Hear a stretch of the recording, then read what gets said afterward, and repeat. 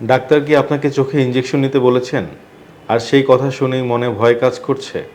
অনেকেই ভাবেন চোখে ইঞ্জেকশন দিলে হয়তো চোখে ঝামেলা হবে, আবার কেউ মনে করেন এটা খুব ঝুঁকিপূর্ণ এবং অসহ্য ব্যথার একটি চিকিৎসা।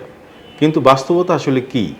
কখন এবং কেন চোখে ইঞ্জেকশন দিতে হয় এবং এটি কতটা নিরাপদ? চলুন খুব সহজ ভাষায় জিনিসটি জেনে নেওয়া যাক। আপনাদের সাথে আজকে আমি কথা বলছি চক্ষু ও রেটিনা বিশেষজ্ঞ ডাক্তার মোহাম্মদ তানজিল আহমেদ। প্রথমেই একটি বিষয় বোঝা জরুরি, চোখের ভেতরে রেটিনা নামে একটি অত্যন্ত গুরুত্বপূর্ণ পর্দা রয়েছে, আর এই রেটিনার একটি বিশেষ অংশের নাম ম্যাকুলা।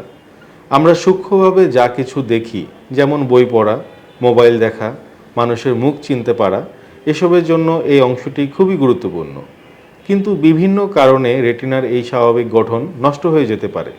ডায়াবেটিসের কারণে রেটিনায় পানি জমতে পারে, বয়সজনিত ম্যাকুলার রোগে অস্বাভাবিক রক্তনালী তৈরি হতে পারে এবং রেটিনা রক্তনালী বন্ধ হয়ে গেলেও ম্যাকুলা ফুলে যেতে পারে।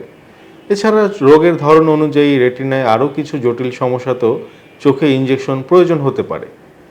এই ইনজেকশন কোনো সাধারণ ব্যথার ইনজেকশন নয়, এটি চোখের ভেতরে সরাসরি ওষুধ পৌঁছে দেয়, যার মাধ্যমে রেটিনায় জমে থাকা পানি কমাতে অথবা অস্বাভাবিক রক্তনালী দৃষ্টি নিয়ন্ত্রণ করতে এবং দৃষ্টিশক্তি আরও খারাপ হওয়ার ঝুঁকি কমাতে সাহায্য করা হয়।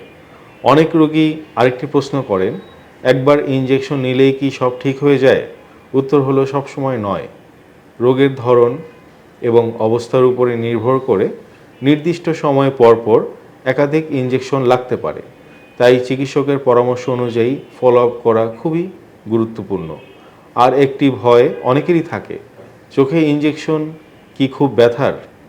বর্তমানে বিশেষ ড্রপ দিয়ে চোখ অবশ করার পর অত্যন্ত নিরাপদভাবে এই চিকিৎসা দেয়া হয়। পুরো প্রক্রিয়াটি সাধারণত কয়েক মিনিটেই শেষ হয়ে যায়। তবে মনে রাখবেন, শুধু ইনজেকশন নিলেই দায়িত্ব শেষ নয়।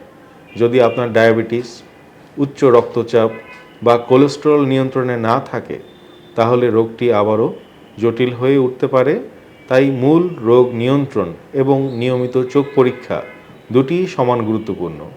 শুধু ভয় বা ভুল ধারণার কারণে চিকিৎসা পিছিয়ে দেবেন না, কারণ রেটিনার অনেক রোগেই সময় মতো চিকিৎসা শুরু করা গেলে দৃষ্টিশক্তি দীর্ঘদিন রক্ষা করা সম্ভব।